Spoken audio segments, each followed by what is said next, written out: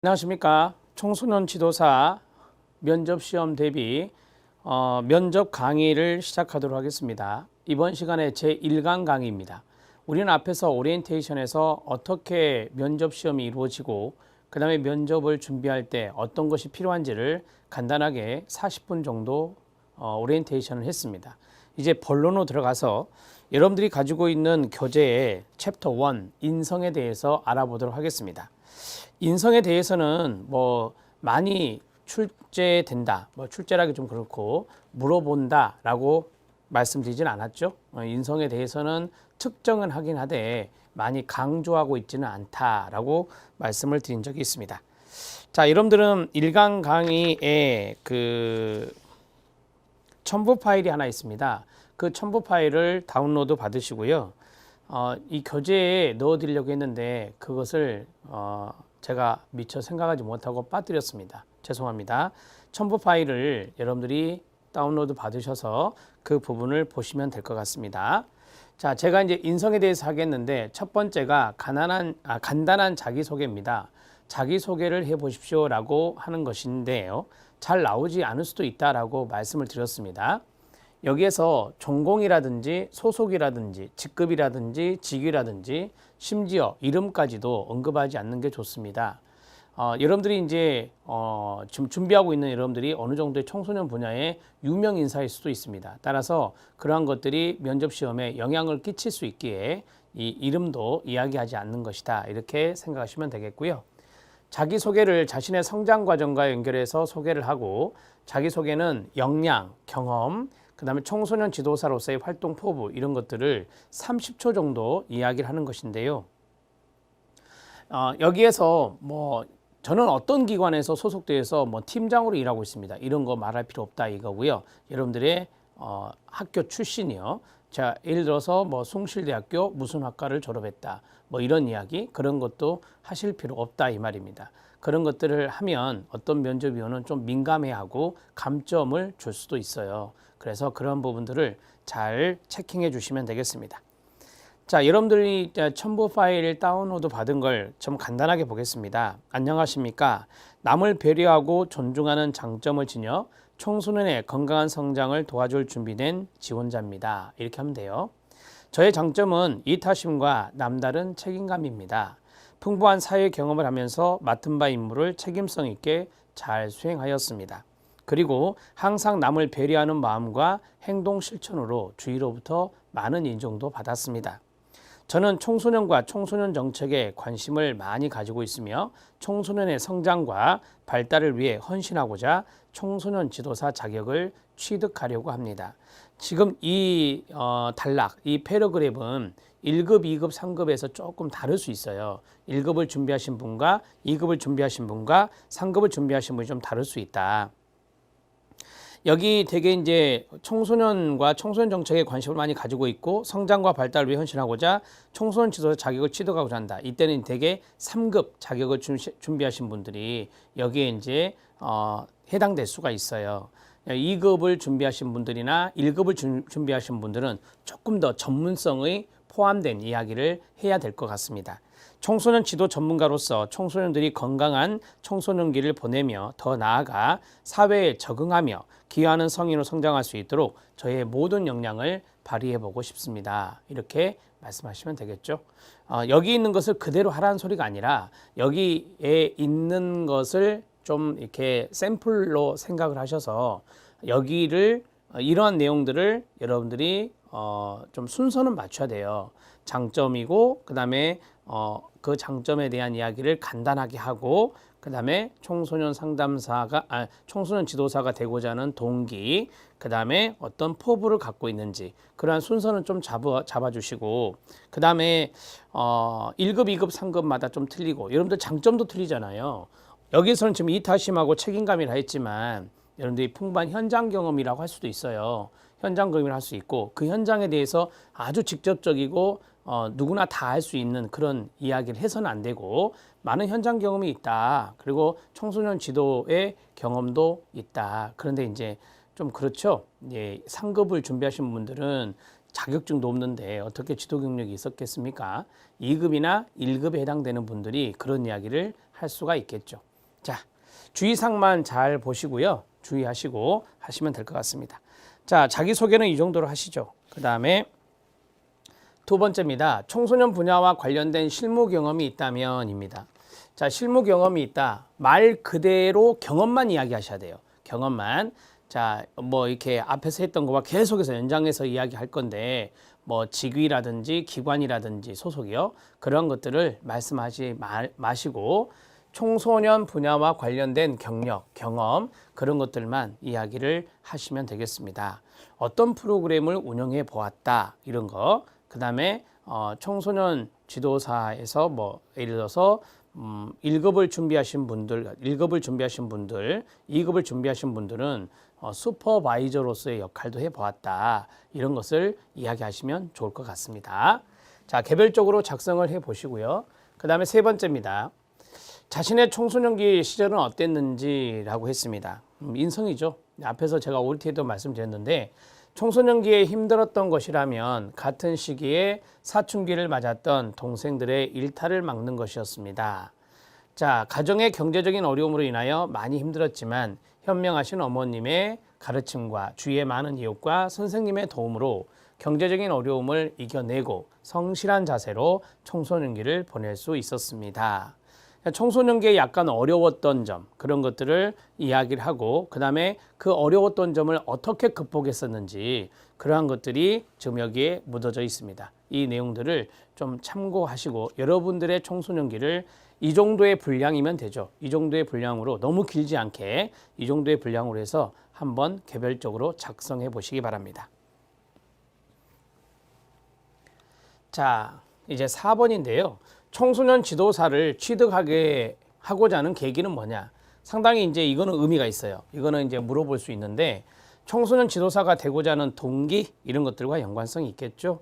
자신의 특별한 계기를 개별적으로 좀 작성을 해보시고요. 최근 우리 사회는 위기 청소년 문제가 대두되고 있습니다. 예를 들어 성이나 도벽, 약물 등의 비행 관련 문제, 따돌림, 학교폭력, 가출, 무단 결석 등의 학교 부적응 문제, 쉽게 자살하는 등의 생명 경시 문제, 인터넷 중독 등 또는 스마트폰 중독 등의 문제에 대해 위기 개입, 중독의 문제요. 위기 개입이 필요합니다. 또한 많은 지역사회 자원을 연계하는 다중체계적인 관점으로 청소년의 안전보장을 구축하는 제도가 마련되어 있는데 이에 제가 미력 하나마 좀 도움이 되고자 하는 마음으로 자격을 취득하려고 합니다. 라고 했어요. 제가 생각을 할 때는 여기 첫 번째 패러그래프이 하나, 위기 개입이 필요하다라고 했잖아요. 위기 개입과 연관성이 있는 이야기. 그 다음에 여기 다중체계적인 관점의 안전보장 구축하는 제도가 있는데 이거 하나만 말씀하셔도 돼요. 이거 하나만. 이런 위기 청소년들에게 좀 도움이 되고자 제가 청소년 지도사를 도전하게 되었습니다. 이렇게 이야기한다면 여러분들에게 이제 시사성이 있는 것들이 툭툭툭 나오겠죠. 꼬리 질문으로. 스마트폰 중독의 이야기가 나올 수도 있고 최근에 학교 폭력의 이야기가 나올 수도 있고 그런 이야기가 나올 수 있을 것 같습니다. 자, 그 다음에 여러분들이 만약에 내가 지역사회 자원을 청소년한테 연계해 준 적이 있다라고 만약에 여러분들이 그런 경험이 있다면 오히려 이 두 번째가 더 좋을 수 있어요. 여러분들은 지역사회 자원을 연계하는 사례관리, 다중체계적인 관점에서 사례관리를 좀 해보셨다면 여기에 대해서 조금 더 전문성 있게 다가가고 싶어서 청소년 지도사 2급 또는 청소년 지도사 1급을 취득하고자 합니다. 이런 식으로 말씀하시면 더 좋을 것 같아요. 그래서 1번 단락 같은 경우는 3급 또는 2급 여기에 해당되는 사람들이 좀 안성맞춤이고요. 여기는 이제 1급 그 다음에 2급에 해당되는 분들이 여기에 이제 맞을 수 있다. 자, 이렇게 정리를 하시면 되겠습니다. 청소년 지도사를 취득하고자 계기도 이건 개별적인 거예요, 여러분. 개별적인 건데 약간 저는 좀 지식적인 측면으로 접근을 했어요. 그런 부분들을 좀 이렇게 선택해서 여러분들의 개별적으로 견해를 작성하셔도 좋을 것 같습니다. 자, 청소년 지도사가 되고자 하는 동기. 자, 여러분 교재에는 밑에 박스가 되어 있죠. 그 박스가 바로 이겁니다. 현대 우리 사회 청소년들의 학업, 진로에 관한 고민을 잘 경청하고 자신의 정체성 확립을 위해서 노력하는 청소년을 돕고 싶습니다. 이게 이제 청소년 지도사가 되고자 한 동기겠죠. 그리고 제가 보냈던 청소년기를 이해하면서 이를 전문적으로 적용해서 보다 더 행복한 청소년기를 현 세대의 청소년들이 누리며 각자 지니고 있는 개성을 잘 발휘할 수 있도록 도와주는 청소년의 좋은 동반자가 또는 지도사가 되고 싶습니다. 이렇게 말하면 되죠. 자, 이것도 마찬가지 두 가지의 단락으로 되어 있는데요. 자, 첫 번째는 학업과 진로에 대한 고민을 경청해 주면서 정체성을 확립할 수 있는데 도움이 되고자 청소년 지도사가 되고 싶습니다. 이게 하나고요. 그다음에 이제 본인이 이제 면접을 본 본인이 지냈던 청소년기를 생각해 보면서 지금 청소년들이 조금 더 전문적인 지도를 받고 또 도움을 받고 해서 더 행복한 청소년기를 보내고 본인의 청소년의 개성이 잘 발휘될 수 있도록 원조하고 싶습니다. 라고 하는 것이 두 번째가 되겠습니다. 여러분들이 이제 첫 번째를 조금 살리고 싶다 그러면 첫 번째를 두 가지식으로, 두 번째를 살리고 싶다 그러면 두 번째를 두 가지식으로 해서 여러분들 이야기를 살짝 넣어주는 게 좋죠. 이거는 인성이에요. 여러분들의 경험 이런 것들이 약간 들어가면 에피소드가 들어가기 때문에 훨씬 더 좋은 답변이 나올 수 있다는 것 말씀드립니다. 자, 계속하죠. 자신의 장점과 단점은 무엇입니까? 라고 했어요. 이거는 이제 자기소개가 앞에 나왔으면 안 나올 확률이 높죠. 장점을 자기소개에서 말했기 때문에 만약에 자기소개를 하지 않았다 그러면 이게 별도로 나올 수 있는 거고요. 단점은 한 가지 정도 정리를 좀 하세요. 저는 인간을 존중하는 마음, 수용과 배려, 그리고 상대방에 대한 공감 능력이 장점입니다. 단점은 좀 꼼꼼해서 의사결정이 좀 늦어지는 경향이 있습니다. 이를 보완하기 위해서 일의 우선순위를 정해서 처리하는 습관을 기르고 있습니다. 이 단점 같은 경우는요, 보완 노력까지 이야기해 주시는 게 좋아요. 단점은 이겁니다 라고 끝내지 마시고 이 단점을 보완하기 위해서 어떠한 노력을 하고 있습니다. 이렇게 하는 것이죠. 이 단점에서 막 욱하는 성격이 있다 그런 이야기 하시면 안 돼요. 매력적인 단점을 말씀하셔야 돼요. 매력적인 단점.